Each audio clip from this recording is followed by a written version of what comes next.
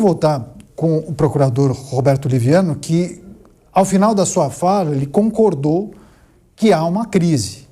Quando a gente olha para essa situação, crise institucional, e a gente pode elencar aqui alguns fatores que foram determinantes para esse processo, é importante olhar para o Congresso Nacional, né? O quanto o Congresso tem responsabilidade nessa crise que a gente observa hoje. Há uma crise gravíssima, né? Nós observamos uma distorção dos papéis que cabem a cada um dos poderes. Nós temos, Daniel, na Constituição, como um dos princípios fundamentais, e a doutora Gabriela é professora do assunto, mas o princípio da separação dos poderes é um dos princípios basilares da nossa Constituição, não é? E isso procura promover esta ideia dos freios e contrapesos. Mas você veja, de 2014 a 2025, Daniel, nós tivemos um aumento de 25.100% no bolo das emendas parlamentares. Ao mesmo tempo, o salário mínimo aumentou 109%. 25.100 contra 109%. E nós sabemos que cabe ao Poder Executivo a gestão do orçamento. É o Executivo que constrói, que planeja, que detecta as necessidades sociais, que diagnostica isso, que cuida da gestão do orçamento.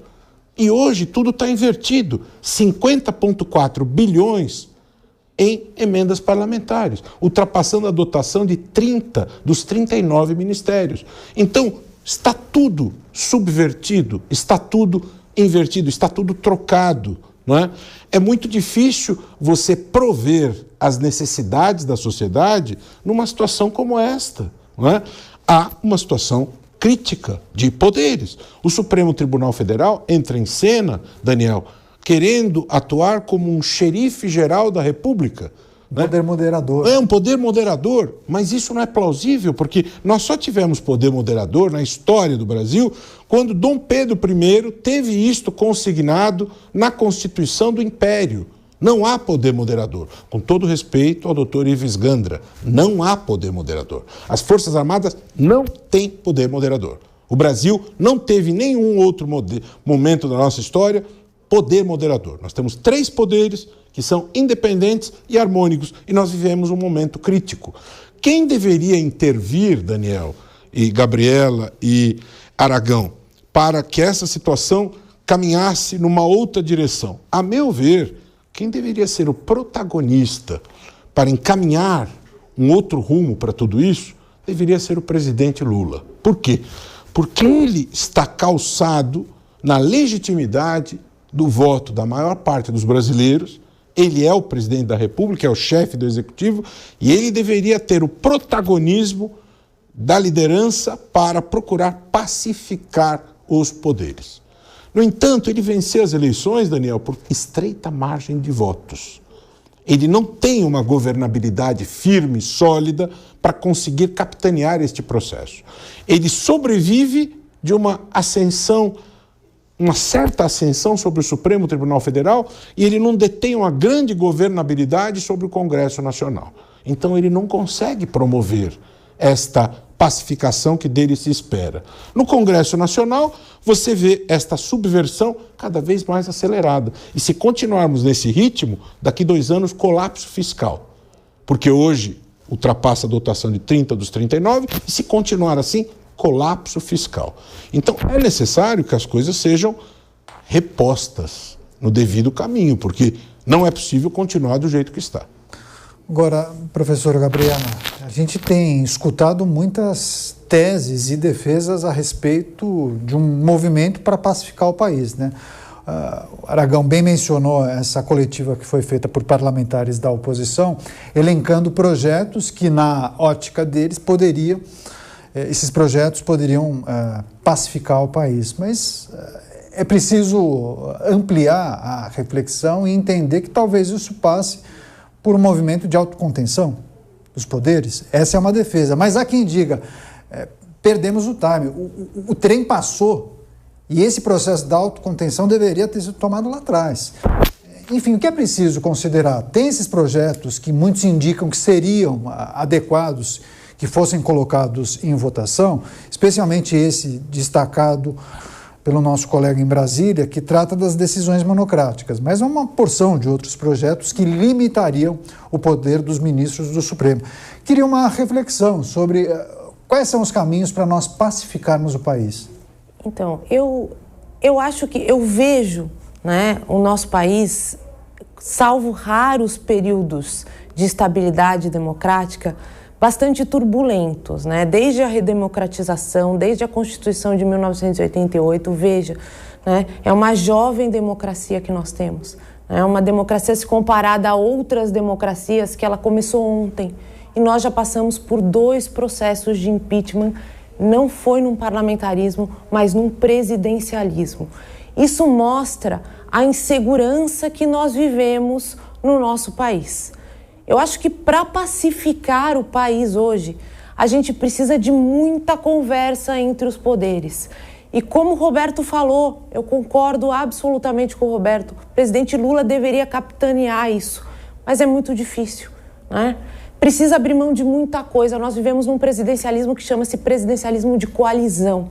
O presidencialismo de coalizão é aquele presidencialismo que você conversa com todos os poderes. Você precisa efetivamente travar conversas, abrir mão de acordos. E talvez a nossa sociedade, porque se polarizou da forma como ela se polarizou, não entenda a necessidade da governabilidade. Então a gente vê os 2 lados.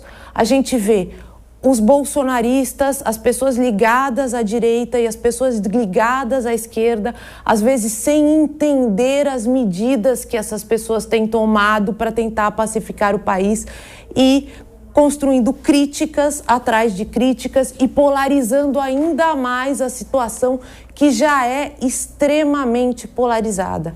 Então, eu acho que a gente precisa fazer primeiro um trabalho com a sociedade. Eu entendo que um trabalho com a sociedade é fundamental, principalmente um trabalho com relação às redes sociais, de informar a população e deixar a população a par de como funciona o nosso sistema, que é um sistema presidencialista de coalizão. Nós temos deficiências muito grandes na nossa educação. Eu pego alunos, sou professora universitária, eu pego alunos que estão na PUC, que é uma faculdade de excelência de direito aqui na PUC, e não tem noção como funciona minimamente o nosso sistema jurídico. Não tem a menor noção. Às vezes estão em 3º, 4º, 5º ano. Isso é uma deficiência de aprendizagem. Então, eu sempre falo, a nossa população precisa ser melhor informada. Isso é papel lógico da imprensa, a Jovem Pan faz muito bem esse papel, outros veículos de imprensa também fazem esse papel, mas hoje nós temos um concorrente muito grande, que são os algoritmos. E os algoritmos estão criando essa polarização, estão desinformando a população, estão criando expectativas na população que são expectativas irreais, a meu ver. Gabriela Zancanero já deu a dica para um próximo programa, né? Vamos debater regulação das redes sociais, é isso, professor? Acho muito interessante. Lucas de Aragão. Lucas, nossos colegas aqui no estúdio defendem uma atuação mais proativa do presidente da República. Queria também sua reflexão. A pacificação do país passa necessariamente pelo presidente da República? Quais outros aspectos você entende como fundamentais para esse processo? Daniel, deveria passar pelas principais lideranças, não só por ele. Mas a verdade é que num país polarizado, onde a gente está sempre de olho numa eleição, porque tem uma eleição daqui a pouco para presidente da Câmara, aí daqui a 1 ano e meio para prefeito, para vereador, aí 2 anos depois para presidente, governador. A polarização faz muito bem a ambos os lados, então eu não vejo ninguém muito interessado em buscar uma pacificação, né? Hoje mesmo a gente viu uma fala do presidente Lula dizendo que ele vai ficar cada vez mais à esquerda, cada vez mais socialista. Ele tem todo o direito de falar isso. Ideologia política não se discute, ele pode pensar e buscar as soluções no campo ideológico que ele quiser, mas convenhamos, a gente sabe que não é uma frase que busca a pacificação. Do mesmo jeito que do outro lado, a direita, né, principalmente a direita mais ligada ao Bolsonaro, aos filhos do Bolsonaro, também não parecem estar num momento de muita pacificação, né, que ficam ali esticando a corda em qualquer momento que conseguem, que podem, em busca de algum ganho para o seu lado político. Então, a polarização, Daniel, é um grande negócio para boa parte dos candidatos e dos políticos, principalmente aqueles que buscam caminhos maiores ali de candidaturas majoritárias. Eu sou, de certa forma, pouco otimista com a pacificação do país. Eu acho que a pacificação do país ela passa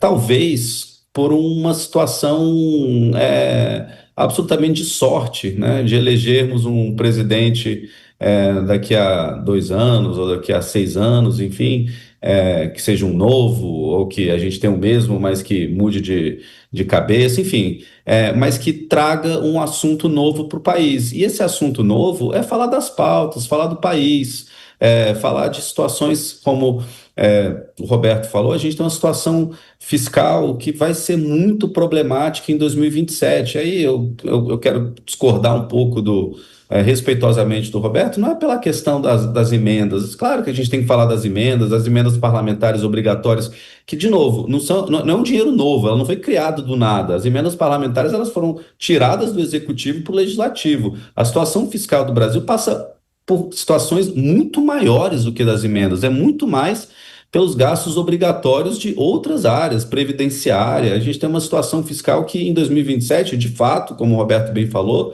vai explodir. Então, a gente precisa discutir as pautas que realmente importam para o país. E tem tanta pauta que importa, a gente está prestes a entrar num novo sistema tributário. A gente teve uma reforma tributária aprovada, que boa parte dos empresários ainda não entendeu. A gente vai ficar alguns anos com 2 tipos de sistema tributário. A gente tem uma guerra tarifária com os Estados Unidos que é muito prejudicial a grandes setores da nossa economia. A gente tem uma negociação com a Europa de um acordo comercial que é muito relevante, que boa parte do setor produtivo brasileiro também não entendeu. A gente tem subsídios de centenas de bilhões de reais que precisam ser revistos em breve. A gente tem daqui a pouco, 2027, 2028, a desoneração da folha acabando. A gente tem uma situação previdenciária complicada para daqui a alguns anos. Então, a gente tem uma situação de precatórios super problemática para daqui a alguns anos. A gente tem uma discussão muito relevante sobre uma reforma administrativa que todo mundo finge que tem interesse, mas não tem interesse. Então, eu acho que sim, o presidente Lula deveria ter uma capacidade mais proativa de falar desses problemas e tentar pacificar o país. Agora, o que me preocupa é que boa parte das lideranças políticas estão muito confortáveis em viver na polarização e boa parte do establishment do Congresso Nacional não tem muito interesse em se meter na polarização porque vivem ali nessa área cinza onde eles conseguem navegar entre um lado e outro. Então, eu fico um pouco preocupado que os grandes temas do país não estão sendo discutidos. Por exemplo, lá na Arco, eu tenho uma empresa de análise política que a gente analisa a política e as tendências políticas do Brasil para mais de 150, 200 empresas no mundo inteiro. Eu atendo fundo de investimento, banco, eu atendo empresa de defesa, eu atendo empresas de todos os setores. Daniel, o que me preocupa é que a maior parte do tempo eu estou falando sobre eles de eleição, de problema fiscal, ou de alguma crise institucional do momento. Enquanto isso, os problemas do país vão passando debaixo da ponte, a gente fala pouco sobre eles, né? Então, eu concordo com o Roberto, com a Gabriela, o presidente da República, óbvio, tem um papel muito importante na pacificação, na discussão dos assuntos, só que eu vejo as lideranças muito confortáveis em viver num ambiente tensionado. E isso é algo que me preocupa. É claro que o tema do programa é a prisão domiciliar de Jair Bolsonaro, os aspectos legais, jurídicos, também as reflexões sobre o ambiente político, mas daí a gente acaba ampliando a nossa discussão. Eu só vou passar para o Roberto Liviano, que como o Lucas acaba trazendo um aspecto em cima de uma análise feita pelo Liviano, eu pedi para você fazer o complemento, fique à vontade, Liviano, depois a gente vem para a nossa última rodada. Eu acho que é bastante, tudo isso que o Lucas nos trouxe é bastante rico, bastante importante, e concordo com ele em relação a esta questão desses aspectos todos que ele nos trouxe. Nós temos que ter esse olhar amplo em relação a estes problemas todos. É importante observarmos toda essa problemática que deve nortear os nossos olhares. Eu concordo com esse olhar dele. De fato, o presidente, como eu disse na minha fala anterior, o presidente deve ter um papel preponderante, sim. A Gabriela falou do presidencialismo de coalizão, mas, Gabriela, o nosso presidencialismo de coalizão, com o tempo, se transformou num presidencialismo de cooptação, né? E esse é um grande problema. Isso acabou se transformando num negócio, né? Com os desvios, com os vícios, o mensalão e os mensalinhos da vida, o orçamento secreto, e as demais pessoas, como bem ponderou o Lucas, elas estão acomodadas e confortáveis nas suas posições. O presidente da República tem responsabilidade importante, sim, mas que não se compreenda mal, Daniel. O presidente da República, eu penso que deve ser um protagonista, mas todos têm papéis a cumprir, né? Claro, o presidente da Câmara, que agora está tendo que cumprir as promessas que fez, ele foi eleito por quase unanimidade. É difícil você ter uma eleição unânime. Agora as pessoas estão cobrando a fatura.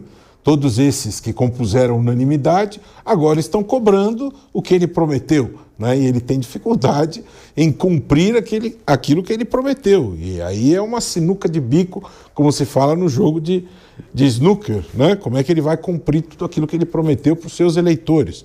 De todo modo, de fato, o presidente da Câmara, que tem atribuições regimentais grandes, importantes, também tem responsabilidade. O presidente do Senado também tem responsabilidades. E o próprio presidente do Supremo Tribunal Federal, Daniel, tem responsabilidades. Você falou uma palavra que me parece chave.